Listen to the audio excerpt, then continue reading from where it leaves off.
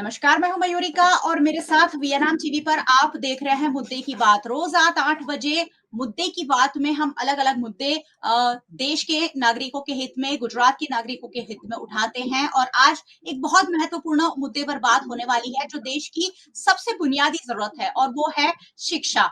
देश में शिक्षा व्यवस्था चाक-चौबंद होना इसलिए भी जरूरी है क्योंकि जब देश के युवा, देश के बच्चे पढ़े लिखे होते हैं तब एक देश जो है वो तरक्की करता है और देश भारत जब तरक्की की राहों पर आगे चल पड़ा है, हम आने वाले दिनों में तीसरी सबसे बड़ी इकोनॉमी बनने जा रहे हैं, तब भारत देश में अच्छी शिक्षा बुनियादी जरूरत है। अच्छी शिक्षा बच्चों को मिलेगी तो ही हमारे बच्चे हमारे भारत देश को आगे ले जाने में हमारा सहयोग करेंगे। लेकिन भारत की शिक्षा व्यवस्था पर सवाल उठाए ऐसा एक रिपोर्ट सामने आया है और रिपोर्ट काफी चौंकाने वाला है। बात अलग-अलग राज्यों की है और अलग-अलग राज्यों की थोड़ी सी बात कर हम गुजरात पर आएंगे क्योंकि हम गुजरात में रहते हैं और गुजरात के मुद्दों पर हम ज्यादा ध्यान देते हैं। केंद्रीय शिक्षा मंत्रालय की एक रिपोर्ट आई है जिसमें देश में एक शिक्षक वाली 1,11,000 स्कूलें होने की सनसनीखेज हकीकत जो है वो खुद शिक्षा विभाग ने दी है। गुजरात में 2,462 स्कूल ऐसी है जहां सिर्फ एक शिक्षक पढ़ाई करवाते हैं और वहां करीबन 87,000 बच्चे जो हैं पढ़ाई करते हैं। आज इस मुद्दे पर चर्चा करेंगे, बाकी की डिटेल्स भी मैं देती जाऊंगी और चर्चा में मेरे साथ कुछ खास मेहमान जुड़े हैं, उनसे भी इन सारे सवालों पर डिस्कस करते जाएंगे कि आखिरकार गुजरात की शिक्षा व्यवस्था को अच्छा और सुनिश्चित सुचारू कैसे किया जा सकता है। चलिए, भारतीय जनता पार्टी की ओर से मेरे साथ जुड़े हैं राजू देसाई जी। राजू जी, बहुत बहुत स्वागत है चर्चा में आपका। हमारे साथ कांग्रेस पार्टी की ओर से जुड़े हैं गणपत कलाल। गणपत जी, आपका भी बहुत बहुत स्वागत है। और हमारे साथ शिक्षाविद के रूप में जुड़े हैं किरण कापूरे जी। सर, आपका भी बहुत बहुत स्वागत है। चलिए, मैं जिस रिपोर्ट की बात कर रही हूँ उस पर थोड़ी सी और डिटेल आपको दे दूं। मध्य प्रदेश में 13,000 से ज्यादा ऐसी स्कूल है जिसमें सिर्फ एक ही शिक्षक पढ़ाई करवाते हैं। आंध्र प्रदेश में 12,000 प्लस ऐसी स्कूल है। उत्तर प्रदेश में 8,000 से ज्यादा है। झारखंड में 8,000 से ज्यादा है। गुजरात का नंबर इस सूची में 13वें नंबर पर है। लेकिन गुजरात जैसे विकसित राज्य में, गुजरात मॉडल की जब हम बात करते हैं तो गुजरात जैसे राज्य में अगर 2,462 स्कूल में एक ही शिक्षक हो और वहां करीबन 87,000 बच्चे पढ़ाई करते हो तो उनके भविष्य की चिंता करना लाजमी है। सबसे पहले आप सभी मेहमानों की 2-2 मिनट की प्रतिक्रिया लूंगी और फिर चर्चा सवाल जवाब के दौर के साथ चर्चा को आगे बढ़ाएंगे क्योंकि केंद्र में भी भारतीय जनता पार्टी की सरकार है और गुजरात में भी भारतीय जनता पार्टी की सरकार है। सबसे पहले प्रतिक्रिया मांगूंगी हमारे भारतीय जनता पार्टी के जो सहयोगी जुड़े हैं उनसे। आप सभी को मैं कहूंगी कि 2-2 मिनट बताइएगा कि आप इस पूरे मसले पर क्या सोचते हैं। राजू जी, सबसे पहले आपकी पारी।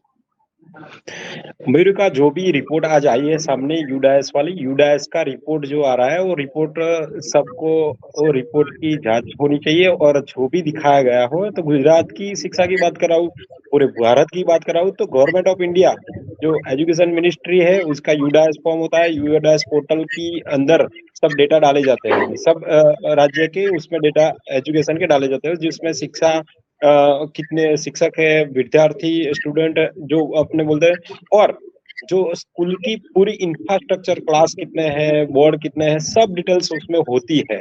उसमें हम ऐसे बोलेंगे कि जिस स्कूल के प्रकार होते हैं तो 3 प्रकार से स्कूल देखी जाती है, जो ग्रांटेड, गवर्नमेंट और प्राइवेट, 3 सेक्शन में स्कूलों के प्रकार होते हैं। तो 3 सेक्शन में से हम जो बात कर रहे हैं यूडाइस के वाले डेटा में तो तीनों तीने के हैं। और जब भी मयूरी का ये जो तपास में रिपोर्ट आया है तो सरकारी जो हम बोल रहे हैं और ग्रांटीन एड स्कूल बोल रहे हैं उनके रिपोर्ट के अलावा खानगी स्कूल के भी रिपोर्ट में उसको ऐड किया गया है। यूडाइस पे वो होता है कि गुजरात में कितनी स्कूल है, तो वो बड़ा जब भी हमको लिस्ट मिलता है, कभी शिक्षा का मिलता है, कभी स्टूडेंट का मिलता है, तब ये रिपोर्ट साथ में प्राइवेट स्कूल भी ऐड होती है। तो उसमें प्राइवेट स्कूल हम जब भी उसको परमिशन देते हैं तो उसमें एक लाइन होती है, उसके अधिनियम जो होते हैं उसकी वजह से कि भाई ग्रांट नहीं लेने की वजह से आपको हम मंजूरी दे रहे हैं। तब वो मंजूरी जब स्कूल की लेते हैं तब दिखाई देता है कि कोई भी ग्रांट सरकार से नहीं लेंगे और जब डेटा मांगते हो तो उसके सरकारी स्कूलों हिसाब से ही उसको चलाना है। तो जब यूडाइस में डेटा फॉर्म करना पड़ता है, सरकारी स्कूल, ग्रांटेड स्कूल होती है, वो पूरे डेटा अपने फिलअप कर दे। कुछ खानगी स्कूल जो होती है, उसके डेटा बाकी होते हैं, तो यूडाइस फॉर्म पे ये सब जो खाली जगह रखी हुई, वो खानगी स्कूलों की दिखाई देती है। उसकी वजह से हम सबको ऐसा लगता है कि इतनी बड़ी जगह, इतने बड़े शिक्षक खाली है, इतने बड़े विद्यार्थी के रेशियो में जो शिक्षक चाहिए वो नहीं है, तब ये दिखाई देता है। तो सही में मैं ऐसा बोल रहा हूँ कि UDISE form all over school Gujarat, all over school form Gujarat, यानी तीनों प्रकार की स्कूलों का डायस पे डेटा होता है, नहीं कि बल्कि ओनली फॉर सरकारी स्कूलों के होते हैं। जी, ठीक है सर। चलिए, आपके लिए कुछ सवाल है, उसके जवाब अभी आपसे नहीं लूँगी, लेकिन सवाल ज़रूर बता देती हूँ। आपने कहा कि निजी स्कूल में एक-एक शिक्षक होते हैं, तो ये देखने की ज़िम्मेदारी भी कहीं न कहीं सरकार की है। अगर निजी स्कूल में एक ही शिक्षक के साथ बच्चा पढ़ाई कर रहा है, तो ये भी सरकार को ही सुनिश्चित करना पड़ेगा, जिसका जवाब मैं आपसे लूँगी, जो आप कह रहे हैं कि ग्रांटेड इन स्कूल भी इसमें शामिल है और प्राइवेट स्कूल भी शामिल है। कांग्रेस के सहयोगी जुड़े हुए हैं, गणपत कलाल जी, उनके पास चलती हूँ। सर क्या कहेंगे? 2 मिनट में अपनी प्रतिक्रिया दीजिए। ये जो रिपोर्ट है, यूडास की रिपोर्ट है, वो कह रहे हैं कि इसमें तो सभी सरकारी स्कूल शामिल होती है, लेकिन ये एक चौंकाने वाला डेटा तो ज़रूर है। ये सत्य घटना है। वीएन न्यूज ने जो उठाया, ये सत्य घटना बोलते हैं, इसको डेटा नहीं बोला जाता। ये सत्य घटना ये है कि आज की तारीख में हमारे गुजरात के अंदर 48 लाख 48 लाख टू 60 लाख तक 2010 से 2025 तक बच्चों ने अपना एजुकेशन छोड़ चुके हैं। घटना जो है ये बहुत अच्छी और एक हकीकत घटना है। इसको केंद्र सरकार को सीरियस लेना चाहिए। गुजरात में ऑलरेडी ये काफी सालों से टीचर की समस्या है और ये लोग बहुत लाइट लेते हैं। गुजरात सरकार, एजुकेशन मिनिस्टर इसको बहुत लाइट लेते हैं। एक स्कूल में टीचर ने तो यहाँ तक बोला कि हमारे स्कूल में टीचर की घट है, तो शिक्षण मंत्री, जिनका नाम मैं लूंगा तो भी मेरे को दिक्कत नहीं होगी, उन्होंने बोला तुमको एक शिक्षक के सामने 1 करोड़ रुपया चाहिए ना, तो स्कूल में लगा दो, लेकिन टीचर नहीं मिलेगा। एक शिक्षक का कहना हमारे सामने हकीकत है। और कुछ टीचर तो ऐसे हैं जो कनाडा जैसे बैठे, अमेरिका में बैठे, वो सैलरी लेते हैं और गुजरात में यहाँ से सरकार की, हमारी टैक्स के पैसे जाते हैं।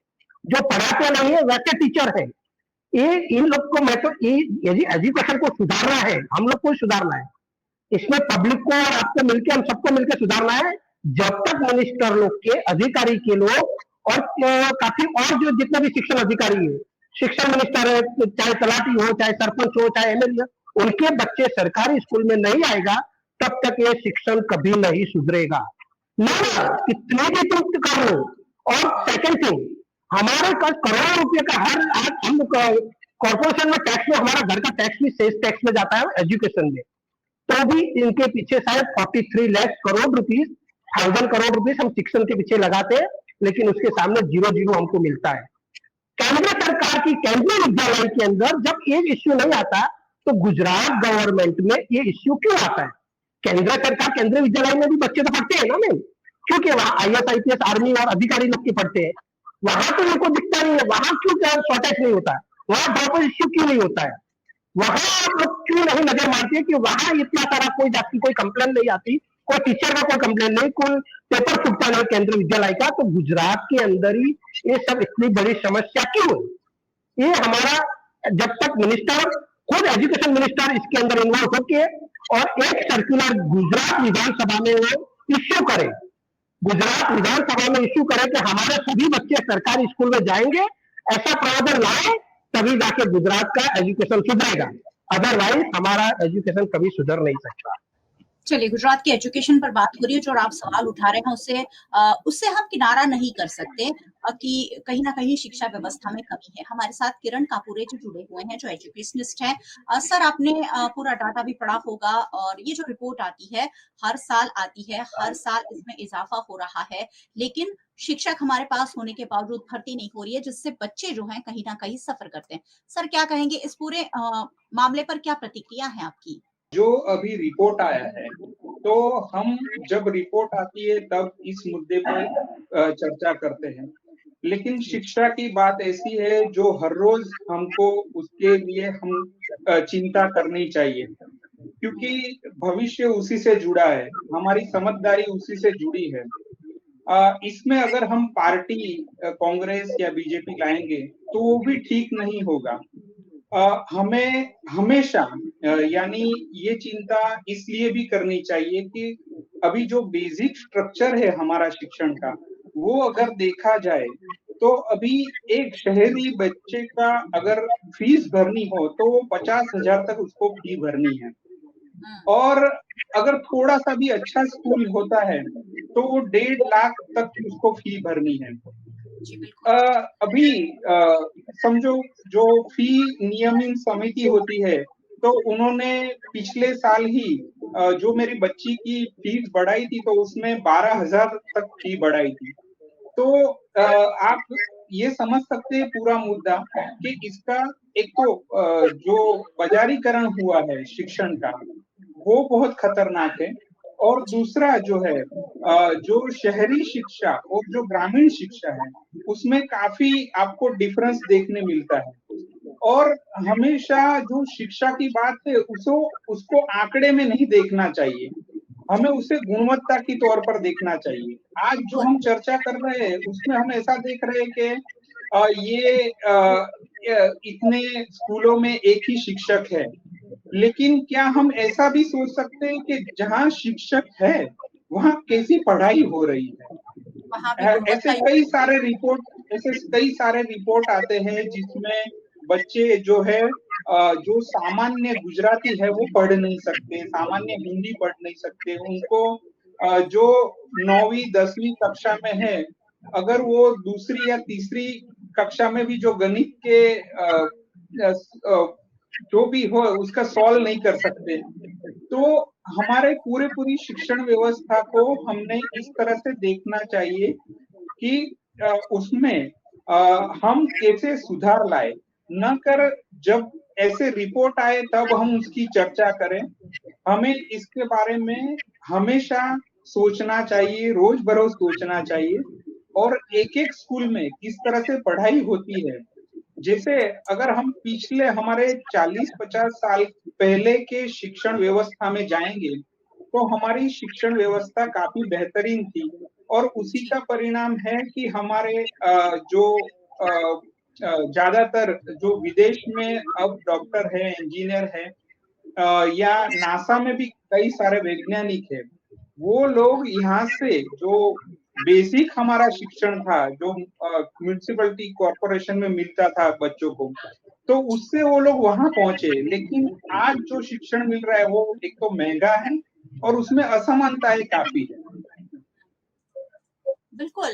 मैं आपकी काफ़ी सारी बातों से रिलेट कर पाती हूँ कि भले ही शिक्षा इतनी ज़्यादा महँगी है कि तो एक बात आपने कही कि इसमें भाजपा और कांग्रेस कोई पॉलिटिकल पार्टीज़ नहीं हो रही, क्योंकि भाजपा के बच्चों को भी पढ़ाई करवानी पड़ेगी, कांग्रेस के बच्चों को भी पढ़ाई करवानी पड़ेगी, मेरे और आपके बच्चों को भी पढ़ाई करवानी पड़ेगी, और इसलिए हमें शिक्षा पर ज़रूर ध्यान देना होगा। एक बात आपने कही कि बहुत महँगी फीस है, तो और महँगी फीस होने के बावजूद आप और मैं सोच नहीं पाते हैं, ज़्यादातर लोग नहीं सोच पाते हैं कि हमारे बच्चों को हम सरकारी स्कूल में डालेंगे। थोड़ा भी अच्छा पेरेंट होगा तो वो कोशिश करेगा कि वो अपने बच्चों को प्राइवेट स्कूल में ही पढ़ाए, चाहे उसकी फीस 50,000 से आपने जैसे बताई 1.5-2 लाख रुपए होती है।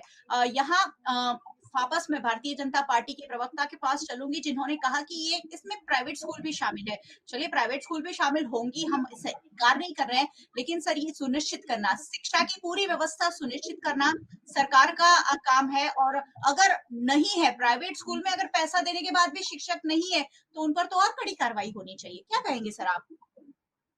मयूरिका, आपने जो बोला क्वेश्चन मेरे को, उसमें ही आपका जवाब है। अभी गुजरात की स्कूलों की, सरकारी स्कूलों की बात करें तो दिन प्रतिदिन खानगी स्कूल में से बढ़कर जो बोल रहे हैं कि सरकारी स्कूल में दिन प्रतिदिन ज़्यादा से ज़्यादा सब स्टूडेंट के एडमिशन हो रहे हैं। जो विद्यार्थी खानगी स्कूल में पढ़ रहे हैं, उनको अभी उन पेरेंट्स को अभी लगा कि यहाँ खानगी स्कूलों से अच्छी सरकारी स्कूल बन रहे हैं। स्मार्ट क्लास हो, स्मार्ट लैब हो, और कंप्यूटराइज्ड पूरा सिस्टम से सरकारी स्कूल कनेक्ट करने जा रहे हैं हम। और आपको पता नहीं होगा मयूरिका, मेरे को आनंद हो रहा है बताने के लिए कि बीएस के यहाँ गुजरात में विद्या समीक्षा केंद्र एक रोल मॉडल है। पूरे भारत में एक रोल मॉडल विद्या समीक्षा केंद्र है, पूरे भारत में एक रोल मॉडल एफआरसी है, प्री रेगुलेशन कमेटी कमेटी जो निर्धारित करेगी वही फीस स्कूल प्राइवेट स्कूलों को लेनी है। विद्या समीक्षा केंद्र में सब डेटा डाले जाते हैं जो स्टूडेंट पढ़ते हैं, तो उसकी क्षमताएं डाली जाती है और स्टैंडर्ड 2 में अभी पढ़ रहा है उसकी कितनी क्षमता है, उसमें कोई कमी रही 5 साल बाद वो 7वीं कक्षा में आएगा तभी उसकी जो कमी पूरी नहीं हुई तो मयूरिका उसमें दिखाई देगा विद्या समीक्षा केंद्र में कि बच्चे ने दूसरी कक्षा में जब था तो ये उसकी क्षमता है क्लियर नहीं हुई है, तब भी 7वीं कक्षा तक जाए 8वीं कक्षा तक जाएगा। तो ऐसे ही डेटा एनालिसिस वाली विद्या समीक्षा केंद्र पूरे भारत के लिए रोल मॉडल है। पूरे भारत के लिए रोल मॉडल इसलिए बोल रहा हूँ, माननीय वड़ा प्रधान नरेंद्र भाई मोदी का जो रोल मैप है तो उसमें सभी देश के कभी शायद आपने सुना होगा काफी सारे देश के यहाँ एजुकेशन मिनिस्टर आपके देख के गए विद्या समीक्षा कैसे काम कर रहा है और कैसे डेटा वो ले रहे हैं, कैसे स्टूडेंट को यहाँ से एजुकेशन के लिए बताया जा रहा है, सब वेब पोर्टल से शुरू होता है। तो ये बात जो यूडाइस की बोलता हूँ मैं, कहीं त्रुटि खानगी स्कूल की है और वो त्रुटि जो रही है उसमें मैं जवाबदारी के साथ बोल रहा हूँ कि जो त्रुटि उसने डेटा पूरे फिलअप नहीं किए हैं उसकी वजह से वेब पोर्टल में जो कमी दिखाई दे रही है खानगी स्कूलों की वजह से, तो ये भी हमारी जवाबदारी है उसको डेटा पूरे करवाने के लिए, पूरे फिलअप करवाने के लिए। तो माननीय जिला शिक्षण अधिकारी जो जिला शिक्षा अधिकारी बोल रहे हैं तो उन्हीं से दायरे में जो स्कूलें आती है उनको बताया जा रहा है कि ये जो भी डेटा है स्कूलों के फिलअप कराइए तो वेब पोर्टल में सही बताए। अभी आप एक बात सुनिश्चित कीजिए, अभी आपको भी कोट कराऊं मयूरिका के जो रिपोर्ट में दिखाए गए हैं कि टोटल गुजरात में 53,626 शालाएं हैं, विद्यार्थी 1,14,00,000 है और शिक्षक 3.94 लाख है। तो आपको कोट करना चाहता हूँ, सब पैनलिस्ट को भी कोट करना चाहता हूँ, गुजरात के सरकारी और ग्रांटेड शालाओं के जो अंक है उसमें शाला बोले तो 38,000 है और विद्यार्थी 67 लाख है और शिक्षक जो बोलते हैं 2.13 लाख है। तो ये सब जो कोट करना खास गणपत भाई कलाल मेरे मित्र है उनको भी बताना चाहता हूँ, यूडाइस का थोड़ा अभ्यास करना चाहिए। यूडाइस क्या है पूरे भारत में है और गुजरात में शिक्षा रोल मॉडल इसलिए बोल रहा हूँ, आपको गौरव होना चाहिए कि अभी अभी गुजरात में विदेशी यूनिवर्सिटी आने शुरू हो गई है। तो अगले समय जो हमारा आ रहा है पूरे भारत में, तो गुजरात रोल मॉडल इसलिए है कि किसी को बाहर पढ़ने के लिए शायद विदेश में जो भूतकाल में जा रहे थे किसी के शासन में और उसको प्रमोट किया जाता था, तो ये नहीं जाना पड़े इसलिए विदेशी यूनिवर्सिटी गुजरात में आ रही है। और शिक्षा का दौर जो है अभी पूरा लॉर्ड मैकॉल की शिक्षा नीति जिसके मगज में घुस गई थी, लॉर्ड मैकॉल को जो गुरु मान रहे थे उसका छेद भारतीय जनता पार्टी की सरकार और माननीय वड़ा प्रधान श्री नरेंद्र भाई ने हटा दिया है और राष्ट्रीय शिक्षा नीति जो आत्मनिर्भर भारत बोलते हैं वो राष्ट्रीय शिक्षक नीति का जो योग बोल रहे हैं वो समय शुरू हो गए। आने वाला दिन भारत एक पूरे विश्व में रोल मॉडल होगा। बहुत सारे सवाल मेरे मन में है लेकिन पहले मेहमानों के सवाल ले लेती हूँ। किरण जी के पास चलती हूँ और फिर गणपत जी आपके पास भी आती हूँ। किरण जी क्या सवाल है, इन्होंने जो जवाब दिए उसमें से क्या क्या सवाल आपके मन में आए बताइए। नहीं, ये जो राजू भाई जो गुजरात मॉडल शिक्षा मॉडल की बात करते हैं वो मॉडल तो पूरा चरमरा गया है। जिस तरह से हमारे वहाँ पेपर स्पर्धात्मक परीक्षा के पेपर जिस तरह से लीक होते हैं या तो फिर जिस तरह से हमारे वहाँ फी ली जाती है और कई सारे रिपोर्ट ऐसे हैं कि हमारे वहाँ विद्यार्थिनियों के लिए टॉयलेट की व्यवस्था नहीं है कई सारे स्कूलों में। और ये जो डिफरेंशिएट कर रहे हैं प्राइवेट और सरकारी स्कूलों को, वो सरकार इस तरह से नहीं कर सकती क्योंकि प्राइवेट स्कूलों की जवाबदेही भी सरकार की है। वहाँ बच्चा किस तरह से पढ़ता है, किस तरह से वो उसका शिक्षण हो रहा है, वो सभी जवाबदारी सरकार की है, चाहे वो इसमें इन्वॉल्व हो या न हो। पहली बात। दूसरी बात कि ये जो शिक्षा मॉडल की बात कर रहे हैं वो शिक्षा मॉडल गुजरात का नहीं है। उनको भी पता होगा जो शिक्षा मॉडल पूरे दुनिया में इंडिया का जहां लोगों ने सराहा है वो दिल्ली का मॉडल है। दिल्ली मयूरिका कोट करना चाहता हूँ, मयूरिका कोट करना चाहता हूँ, दिल्ली में नहीं। एक मिनट आप सरकार का है नहीं, एक मिनट रिक्वेस्ट कर रहा हूँ मयूरिका कि दिल्ली का बोल रहे हैं तो दिल्ली के में VSK है, विद्या समीक्षा केंद्र है, दिल्ली में FRC है, फी रेगुलेशन कमेटी है, मेरे को बताइए आप। फी रेगुलेशन कमेटी की जरूरत है, चलो आपने रख दी है, लेकिन आप फी बढ़ा रहे हैं, वो प्रॉब्लम है। आपने समिति बनाई है, उससे कि हम शायद खुश नहीं होंगे। सर फीस अगर आप रेगुलेशन फी कम करते सरकार के साथ और मिली है ऐसे आरोप लगते हैं और उसी तरीके से उनकी फीस बढ़ाई जाती है। गणपत जी क्या कहेंगे? आपने ड्रॉप आउट रेशियो के बारे में बताया कि तीसरे नंबर पर है गुजरात। बताइए गणपत जी। गुजरात तीसरे नंबर पे नहीं, पूरे देश के अंदर गुजरात ड्रॉप आउट अवश्य में शर्मजनक बात है। हमको शिक्षण के मुद्दे गुजरात प्रदर्शन शर्मजनक बात है कि हम तीसरे नंबर पे आ रहे हैं। ड्रॉप आउट इश्यू आउट के बारे में बात करूं, एफआरसी के लिए बात करूं, 2009-10 में जब डॉक्टर मनमोहन सिंह ने एफआरसी लाए, तब जब अब 2025 हो गया, राजस्थान और दिल्ली में एफआरसी का 2.5 लाख से 3 लाख तक चल रहा है एफआरसी, जो लिमिटेड इनकम के लिए। तो गुजरात के अंदर 1.5 लाख के अंदर 15 साल से क्यों है? क्या गरीब को गरीब रहना चाहते हैं? राजस्थान जैसी देश में, राज्य में और दिल्ली जैसे राज्य में जो एफआरसी का रूल 1.5 लाख से बढ़कर 2.5 लाख से 3 लाख हो गया, तो गुजरात में 1.5 लाख क्यों? गरीब लोग को अभी तक, उसका मैंने मुख्यमंत्री साहब को, शिक्षा मंत्री साहब को और प्रधानमंत्री साहब को भी पत्र लिखा है कि हमारे गुजरात के अंदर 2.5 लाख 2025-26 में 2.5 लाख होना चाहिए, 2.5 लाख से ऊपर इनकम। 1.5 लाख इनकम वाले जो एफआरसी में जो 1 to 8 स्टैंडर्ड के जो बच्चे एडमिशन लेते हैं फ्री एजुकेशन में, तो 2.5 लाख तक होना चाहिए। ये 15 साल से बीजेपी सरकार इस मुद्दे पे क्यों चुप है? गरीब को गरीब रहना क्यों देती है? एक तो शिक्षकों की कमी है, और हम गरीब लोग भी, बच्चे लोग, उसमें भी हम लोग, काफी लोग ऐसे लोग हैं जिसमें डीओ साहब ने ऑर्डर किया, काफी लोग को ऐसे लोग एंट्री ले चुके हैं जिनके सही में इनकम 5 लाख 7 लाख 10 लाख बना के उन लोग को एडमिशन मिल जाता है, लेकिन गरीब के बच्चे को 1 लाख 1.5 लाख 2 लाख इनकम वाले को एडमिशन नहीं मिलता है। इसका पूरा श्रेय बीजेपी को जाता है। यहाँ बोलना चाहता हूँ, एक सूरत में अभी जो रिपोर्ट आया है, उसमें पिछले हफ्ते ही आया है, जिसमें 100 से ज्यादा बच्चे को आरटी में उसने एडमिशन लिया है, वो सभी पैसे वालों के बच्चे थे। उन सभी बच्चों को निकालने के लिए अभी प्रशासन प्रयत्न कर रहा है। तो ऐसी सब चीजें जब आ रही हो सामने, 100 की संख्या में जब बच्चों को गलत एडमिशन दे दिया गया है, तो ये शिक्षा मॉडल को हम किस तरह से आदर्श कह सकेंगे? इसका जवाब राजू भाई दे सकते हैं। लगातार सवालों के घेरे में है और रहेगा सर, क्योंकि आपने कहा विदेशी यूनिवर्सिटी हम ला रहे हैं, तो वो फ्री में नहीं पढ़ाएगी, वो लाखों करोड़ों रुपए खर्च लेगी, और वो हमारे बच्चों के जो पैसा सरकारी कॉलेज में जाना चाहिए, कम फीस में बच्चे पढ़ने चाहिए, वहां हम लाखों करोड़ों यही देकर पढ़ेंगे। आपने कहा निजी स्कूलें इतनी पढ़ रही है, लेकिन निजी स्कूलों को इजाजत कौन दे रहा है? निजी स्कूल अपने आप नहीं चल रही है, उन्हें परमिशन मिल रही है और वो चल रही है। और लोगों की जरूरत बढ़ रही है, क्योंकि सरकारी स्कूलों में आज भी, सर आपने कहा हमने बहुत अच्छे सरकारी स्कूल बना दिए, लेकिन बहुत सारे ऐसे स्कूल हैं जहाँ अच्छी बिल्डिंग नहीं है, एक ही कमरे में स्कूल चलते हैं। आपने जरूर ऐसे स्कूल देखे होंगे। राजू जी जवाब दीजिए, बहुत सारे सवाल आपके आए हैं। पहले में आपकी, शायद आपने लाइन बोली, उमेश आपको सुधारना चाहिए कि ला नहीं रहे, आ रही है। गुजरात को देख के आ रही है, ला नहीं रहे हम यूनिवर्सिटी को।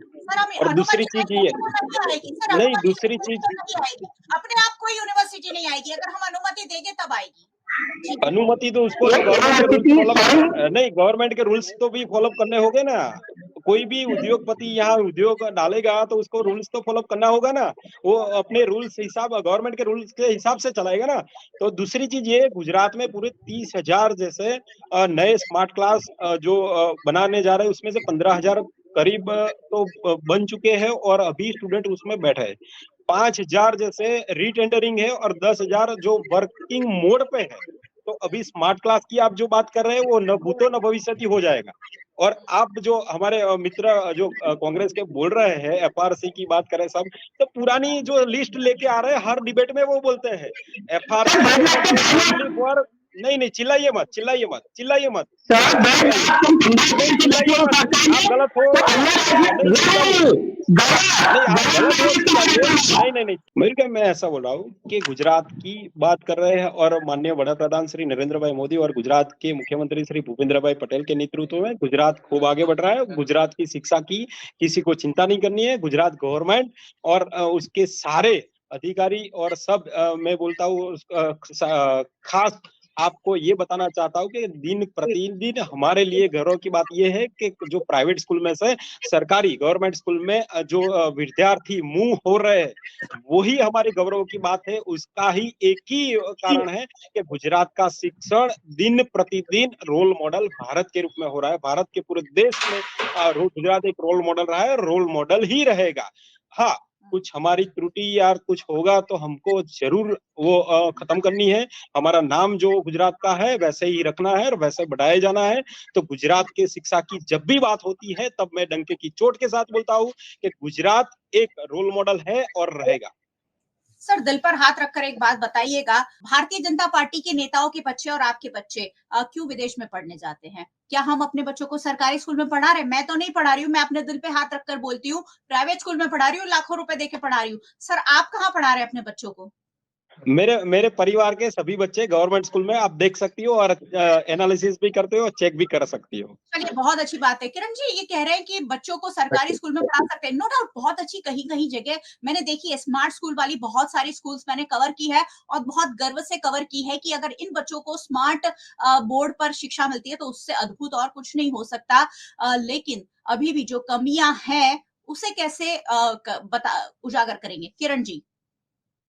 नहीं, ये इन्होंने जैसे बोला कि स्मार्ट क्लास हम बना रहे हैं। इंफ्रास्ट्रक्चर जरूरी है, बहुत ही जरूरी है, बिल्डिंग वगैरह उसका फैसिलिटी। लेकिन सबसे ज्यादा जो जरूरी है मैं समझता हूँ शिक्षा के लिए, वो एक अच्छा शिक्षक, उस पर काम होना चाहिए और वो काम नहीं हो रहा है। और उसी की वजह से हम जो समाज की स्थिति देखते हैं उसमें भी कहीं ना कहीं गिरावट आई है। अगर जी। ये समस्या का हम स्वीकार नहीं करेंगे, जैसे राजू भाई नहीं कर रहे हैं स्वीकार, हुँ, अगर ये हुँ। स्वीकार नहीं करेंगे तो उसका हम सॉल्यूशन नहीं ढूंढ सकेंगे। मैं जी। यहाँ फिर से एक बात करना चाहता हूँ कि इसमें आप अपनी सरकार की बड़ाई मत बताइए। इसमें हुँ, जो भी है, ग्राउंड पर जो भी स्थिति है, उसका स्वीकार करना होगा। चाहे बीजेपी हो, कांग्रेस हो, नेशनल लेवल पर हो या राज्य के लेवल पर हो। अगर ये नहीं होगा, तो इसका खामियाजा हमारी भविष्य की पीढ़ी भुगतेगी और उस टाइम हम नहीं होंगे, लेकिन कहीं न कहीं हमारा समाज उस जगह जाके खड़ा रहेगा। तो जो भी लोग समझदार होंगे, वो उस टाइम कोसेंगे हमें कि हुँ। सरकार ने ये काम नहीं किया। जी, क्योंकि बिल्कुल। जी, हमने देखा है कि पिछले 20 साल में शिक्षा में हमारे राज्य में, तो मैंने काम जहाँ तक मैं समझता हूँ, हमारे राज्य में शिक्षा में बढ़िया काम नहीं हुआ है और हुँ, इसीलिए हमारे बच्चे जो आज है, जो उनका फ्यूचर बनाना चाहते हैं, वो ज़्यादातर बच्चे विदेश जाते हैं। हुँ। हमने हम थोड़ा ही पीछे जाएँगे तो यूक्रेन का जब भी वॉर हुआ था, तो वहाँ कितने सारे medical student, engineer student Gujarat से गए थे, जिनको बिल्कुल। वापिस आना पड़ा। तब हमें पता चला कि हुँ, यूक्रेन में गुजरात का बच्चा पढ़ रहा है। तब तक तो बिल्कुल। हमें पता भी नहीं था। तो हुँ, ये हुँ, सारे मुद्दे हैं जिसको हम अगर स्वीकार नहीं करेंगे, तो हम उसका हुँ। सॉल्यूशन नहीं ढूँढ जी, बिल्कुल, सकेंगे। स्वीकार करना हाँ, पड़ेगा। जी, बिल्कुल। ओके। चलिए, कांग्रेस के हमारे सहयोगी के पास चलती हूँ। कांग्रेस के प्रवक्ता हैं हमारे साथ, जो लगातार कुछ बताने की कोशिश कर रहे हैं। जी, गणपत भाई बताइए, छोटी-सी बात के साथ, वक़्त कम है, इस चर्चा को हम समाप्त करेंगे। बताइए। एक तो राजू भाई ने जो बोला, जो यूनिवर्सिटी ला रहे हैं, ये हुँ, ऐसी यूनिवर्सिटी ला रहे हैं जहां अभी अभी आपने पकड़ा गया 31 के दिन यूनिवर्सिटी में दारू पीते हुए लोग, हुँ, यूनिवर्सिटी में दारू बिकता है। हुँ। और यूनिवर्सिटी, गुजरात यूनिवर्सिटी अहमदाबाद के अंदर गांजा का बोर्ड आता है, ये वो यूनिवर्सिटी की बात कर रहे हैं कि और फॉरेन से यूनिवर्सिटी लाई। तो मयूरिका, ये गुजरात का लोग इतना बुरा वीडियो हाल कुछ है, और जो दिखाते हैं और कुछ यूनिवर्सिटी में और बोलते मैडम हैं, गांजे कभी के छोड़ गुजरात पाए के जाते हैं, और बोले जहाँ जाते भी हैं। ये बात कर जो रहे हैं जो कहीं भी यूनिवर्सिटी में ऐसे ऐसा दारू की प्रूफ नहीं है। बोतल छोड़ी जाती है, उनके पास कोई वो भी प्रूफ यूनिवर्सिटी नहीं की है। ये बात कर रहे हैं। शायद जो दूसरी जगह यूनिवर्सिटी के की कोई बात कर बाहर रहे हैं, के जो वीडियो दिखा यूनिवर्सिटी देते, में गुजरात के बाहर के, लोग और बता दारू दे ये बेचते यहाँ हैं से मिला। मैडम, कुछ और सुनाई नहीं जब देगा। पकड़ा जाते हैं तब बोलते हैं हम इसको। और ड्रॉप आउट की बात करिए, देश के अंदर, पूरे देश की बात कर रहा हूँ, पूरे देश के अंदर तीसरा नंबर गुजरात का आता है ड्रॉप आउट रेशियो में। कल के पेपर की, अखबार की हेडिंग। और साहब हमारे बोल रहे हैं, राजू भाई साहब, कि हमारा बहुत अच्छा है, मोदी साहब यहाँ सीख के जाते हैं कि तुम अच्छी तरह रहो।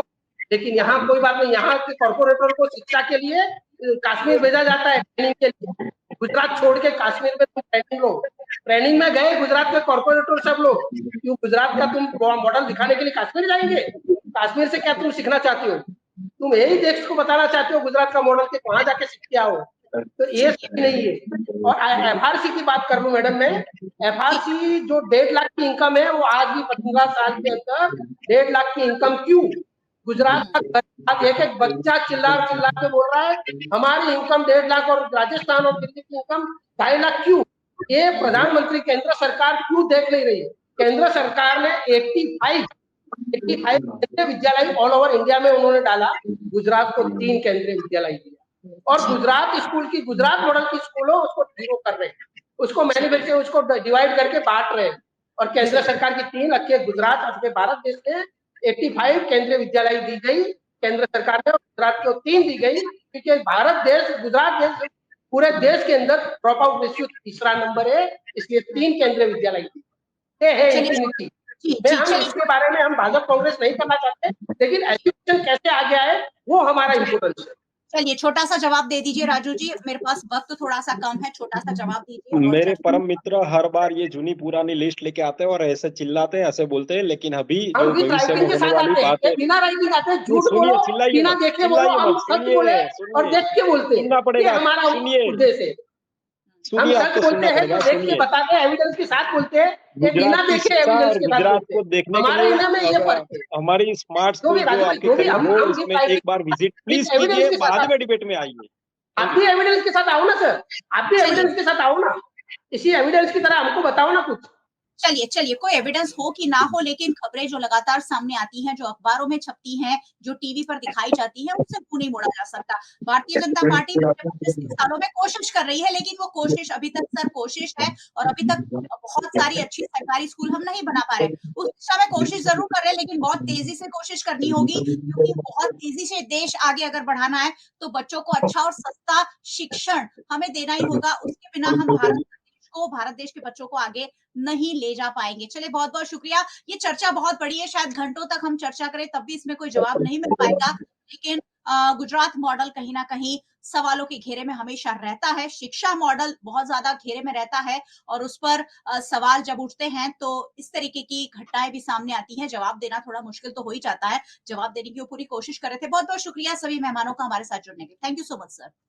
Thank you. बहुत बहुत शुक्रिया सभी व्यूअर्स का हमारे साथ जुड़ने के लिए। वैसे व्यूअर्स को रोज रोज जुड़ते रहना चाहिए, क्योंकि यहाँ वही मुद्दे चर्चा में लाए जाते हैं जो आपके लिए जानना जरूरी होते हैं। वीएनएम टीवी को आप यूट्यूब चैनल पर देख रहे हैं, अगर चैनल पर नए आए हैं तो सब्सक्राइब कर जरूर जाइएगा और बेल आइकन प्रेस कर दीजिएगा, ताकि वीएनएम का हर अपडेट सबसे पहले आप तक पहुंच सके। अगर आप हमें फेसबुक पर देख रहे हैं, शेयर कर लीजिएगा। आप हमें ओटीटी प्लेटफॉर्म्स पर देख रहे हैं, डेली हंट, वोडाफोन टीवी, जियो टीवी और जियो टीवी फाइबर 498 नंबर के चैनल पर वीएनएम टीवी को 24 घंटे लगातार देखा जा सकता है। देखते रहिए वीएनएम, जुड़े रहिए वीएनएम के साथ। नमस्कार।